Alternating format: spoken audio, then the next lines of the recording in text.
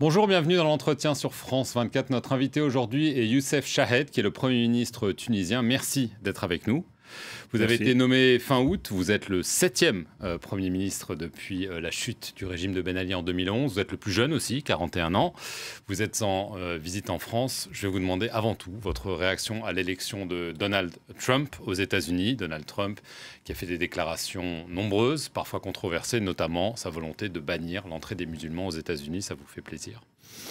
Nous respectons la volonté du peuple américain, nous félicitons le peuple américain de cette élection. Je pense que cela n'aura pas grand impact sur la relation tuniso-américaine, qui est une relation profonde, historique, et je pense que la nouvelle administration continuera à traiter les mêmes niveaux de relations excellentes que la précédente. Ces déclarations sur les musulmans, ça ne vous dérange pas? Ça ne vous inquiète pas sur son attitude à venir? Et nous, on va juger sur pièce, on ne va pas juger, c'est des déclarations probablement de campagne. Dans toutes les campagnes électorales, même en France, nous pouvons voir des dérapages probablement. En tout cas, en Tunisie, je ne pense pas que cela va affecter la relation avec la Tunisie. Alors vous êtes en France, c'est votre première visite, notamment pour préparer une grande conférence qui doit avoir lieu à la fin de ce mois de novembre, la conférence Tunisie 2020, pour essayer de rameuter l'aide de la communauté internationale. Vous avez dit plusieurs fois que la communauté internationale ne soutient pas assez la Tunisie. Concrètement, qu'est-ce que vous demandez à la communauté internationale ? Alors, ce que nous disons aujourd'hui, c'est que la Tunisie a accompli quelque chose de révolutionnaire. Aujourd'hui, en si peu de temps, nous avons mis en place une démocratie avec des élections libres, avec des élections suffrage universel, une cour constitutionnelle, un conseil supérieur de la magistrature, tous les outils propres à une vraie démocratie. Alors, cette démocratie aujourd'hui, elle a besoin d'être consolidée par... Elle est fragile encore ? Bien évidemment, on est encore en apprentissage, on est que 5 années de la révolution. C'est encore fragile, le processus, et le processus demande à être consolidé par le volet économique. La Tunisie a pris un certain retard les 5 dernières années, étant focalisée sur le volet politique, le volet de transition. Et là, nous souhaitons mettre le point sur le volet économique, en démarrant par la conférence de l'investissement du 29 et 30 novembre, où nous aurons plus de 1000 décideurs politiques et économiques du monde entier qui vont venir en Tunisie pour investir en Tunisie. Combien espérez-vous recueillir lors de cette conférence comme investissement ? On sait on entend beaucoup de belles paroles. Vous en avez entendu en France, où vous avez rencontré le président, les présidents des assemblées, le Premier ministre. Mais concrètement... qu'est-ce que vous attendez ? Alors nous avons deux objectifs principaux. Premier objectif, c'est de remettre le site Tunisie sur la carte internationale de l'investissement. La Tunisie reste une destination très compétitive, avec un bassin d'emploi très diversifié, une proximité à l'Europe et beaucoup d'avantages comparatifs. Nous souhaitons montrer cette image de la Tunisie, qui a été... nous souhaitons aussi montrer qu'aujourd'hui, la Tunisie n'est pas un pays moins sécurisé que d'autres pays au monde. Nous maîtrisons aujourd'hui parfaitement la menace terroriste. Parfaitement, vous maîtrisez parfaitement. Bien évidemment. Vous avez déjoué des attentats, il y a eu les attentats dont on a parlé, mais là, ces derniers temps, vous avez à nouveau déjoué des attentats. Nous avons énormément investi sur l'appareil sécuritaire et l'appareil de la défense, en matière d'équipement. Le danger terroriste reste très élevé en Tunisie. Pas plus élevé qu'ailleurs. Pas plus élevé qu'en France. Il n'est pas plus élevé qu'en France, malheureusement, ou dans d'autres pays. D'ailleurs, ce que j'ai souligné ce matin au président de la République française, que le défi du terrorisme est un défi globalisé aujourd'hui. C'est un défi sécuritaire imposé aux deux pays et à d'autres pays, et que nous devons avoir une réponse unique, une réponse concertée, et que la coopération aujourd'hui sécuritaire doit exister beaucoup plus qu'avant. Vous ne m'avez pas répondu sur la somme que vous attendez. Parce que c'est important pour les Tunisiens de savoir. On entend remettre la Tunisie sur la carte du monde, mais concrètement. Alors, deuxième objectif, aujourd'hui, nous, on ne veut pas s'engager en matière de chiffres. Pourquoi pas ? Pourquoi ? Parce qu'on a vu beaucoup de chiffres.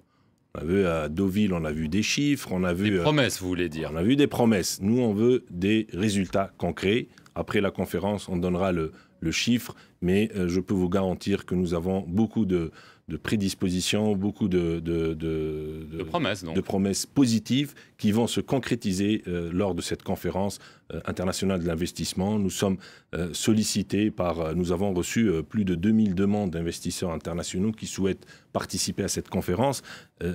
C'est le retour de la Tunisie sur la scène internationale. C'est le retour aussi parce que les caisses de l'État sont vides. Vous avez établi un diagnostic sévère, du sang et des larmes, comme disait Churchill. Vous dites les caisses sont vides, vous avez pris des mesures assez drastiques, des mesures d'austérité, il faut bien appeler les choses par leur nom, notamment le gel des salaires dans la fonction publique, ce qui n'est pas sans faire craindre le risque peut-être de tension sociale. Certains parlent vraiment de danger à ce niveau-là. Est-ce que vous le craignez? Non, mais je veux dire, tout d'abord, nous avons vécu des situations beaucoup plus complexes en Tunisie. Aujourd'hui, nous avons développé une culture du dialogue, du consensus, qui a permis en 2013 d'éviter le chaos au pays. Aujourd'hui, nous trouverons, j'en suis certain et confiant, des solutions par rapport à la loi de finances. Donc, ce que nous avons fait, je disais, aucun gouvernement, 2 mois après son investiture, ne propose un report des augmentations salariales ou une taxation du capital. Vous dites que vous avez le courage de faire ce que vos prédécesseurs n'ont pas osé faire ou pu faire. Tout à fait. Ce n'est pas uniquement du courage, mais c'est la réalité qui nous impose ça. C'est ce qu'il faut faire. C'est parce que nous avons aujourd'hui commencé le rétablissement des finances publiques, ce qui est très important pour pouvoir redémarrer la croissance et atteindre des niveaux de croissance de 5% et plus, nous en sommes capables. En Tunisie, nous avons beaucoup d'atouts, nous restons un pays très compétitif, comme je disais, et puis je pense que nous sommes en train de redémarrer l'activité, la production au niveau des phosphates, au niveau du tourisme, il y a une reprise du secteur touristique, tout ça avec les quelques projets structurants qui seront annoncés lors de la conférence permettront probablement de redémarrer l'économie tunisienne. Alors, vous dites que la menace terroriste s'est éloignée. Il y a quand même la menace libyenne qui est très proche. Le chaos en Libye, on sait qu'il y a une volonté de sécuriser, entre guillemets, la frontière. Est-ce que vous dites qu'aujourd'hui, cette frontière est sécurisée ? La situation en Libye est très préoccupante pour la Tunisie. Nous sommes probablement le pays le plus impacté par la situation libyenne. Les attentats sont venus de là-bas, apparemment. Beaucoup. Je veux dire, nous sommes impactés à double titre, au niveau sécuritaire, mais également au niveau économique. Rappelons que nous entretenions des relations extrêmement développées en matière commerciale avec nos frères libyens. Nous sommes un pays qui n'a pas fermé sa frontière avec la Libye pour les raisons culturelles et historiques de fraternité qui unissent nos peuples. Nous avons accueilli plus de 1,5 million de Libyens en Tunisie.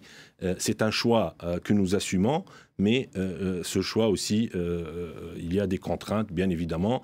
La situation sécuritaire, je le disais, en Tunisie, s'est nettement améliorée. Nos troupes sont beaucoup plus préparées à d'éventuels attentats. Le risque sécuritaire en Tunisie n'est pas plus développé que dans un autre pays du monde. Selon la presse américaine, une base militaire existe, une base américaine existe en Tunisie de laquelle volent des drones. Vous avez nié, mais beaucoup disent que c'est quand même le cas. Nous continuons à nier. Ceux qui disent que c'est le cas, ils doivent nous démontrer des preuves. C'est un sujet récurrent depuis quelques mois qui sort tout. Mais pourquoi le cacher ? Parce qu'il n'y a pas de base militaire ni américaine ni autre en Tunisie. Il y a une coopération militaire avec les Américains, avec les pays. Donc des conseillers sont là. Une base militaire, je ne crois pas que ça soit une histoire de conseillers, c'est beaucoup plus complexe que cela.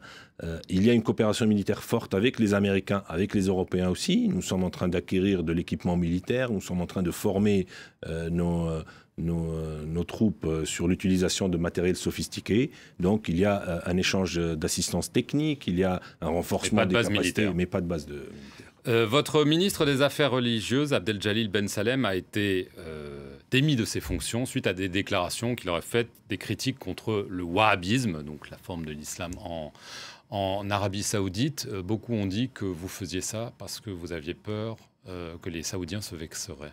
Nous, on a peur de personne, si je peux dire comme ça. Le ministre en question a dérogé aux règles diplomatiques tunisiennes. En critiquant l'Arabie Saoudite. La diplomatie tunisienne est basée sur une règle très simple. Nous n'avons de leçons à donner à personne et nous recevons de leçons de personne. c'est-à-dire nous n'interférons pas dans les affaires d'autres pays amis. Et donc, le ministre a dérogé à cette règle, a dérogé à la règle de solidarité gouvernementale et de devoir de réserve d'un membre du gouvernement. Et donc, c'est pour ça qu'on l'a limogé. Alors, si vous dites que c'est un pays ami, il se trouve que c'est le pays où se trouve l'ancien président, Zine Abdine Ben Ali. Est-ce que vous allez demander à l'Arabie Saoudite qu'il soit ramené en Tunisie? Il y a un député qui récemment a affirmé que vous n'osiez pas parce que vous avez peur. Est-ce que c'est toujours quelque chose que votre gouvernement va activement poursuivre, ou est-ce que vous estimez, au nom de la réconciliation nationale, qu'il faut peut-être essayer de tourner cette page douloureuse de l'histoire de la Tunisie? Écoutez, aujourd'hui, en Tunisie, il y a des mécanismes de réconciliation, il y a une instance de vérité, il y a une loi au Parlement sur la réconciliation qui implique les membres de l'ancien régime, mais pas uniquement. Je pense aujourd'hui, notre priorité, c'est la création de l'emploi pour les jeunes. Nous avons un vrai problème de chômage en Tunisie. Il ne faut pas qu'on se détourne de nos priorités. Nos priorités, c'est d'aller créer de l'emploi dans les régions intérieures du pays, dans les régions frontalières où il y a un risque d'extrémisme et un risque que les jeunes ne trouvent pas d'emploi, se tournent vers d'autres...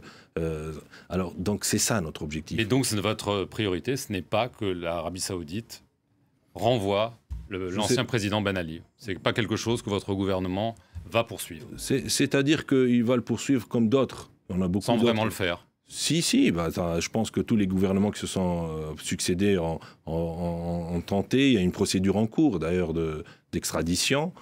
Mais je vous le dis encore une fois, moi, ma priorité, c'est les jeunes Tunisiens qui sont au chômage. Nous avons 1 chômeur sur 3 en Tunisie qui est cadre du supérieur. C'est ça ma priorité. Et sur ça que je me suis engagé pour trouver de l'emploi à ces jeunes, pour créer de la croissance, pour aller dans les régions intérieures. Aujourd'hui, il y a un décalage entre les régions côtières et les régions de l'intérieur du pays. Il faut aller vers ces jeunes-là. Il y a tout un système aujourd'hui qui ne regarde pas ni la loi de finances, ni ces jeunes-là attendent que le gouvernement leur tende la main. Et je leur dis que l'espoir existe, que nous allons aller vers eux très prochainement. Merci beaucoup, Monsieur le Premier ministre, d'être venu sur le plateau de France 24. Merci à vous d'avoir regardé cet entretien. Restez sur notre antenne pour plus d'informations.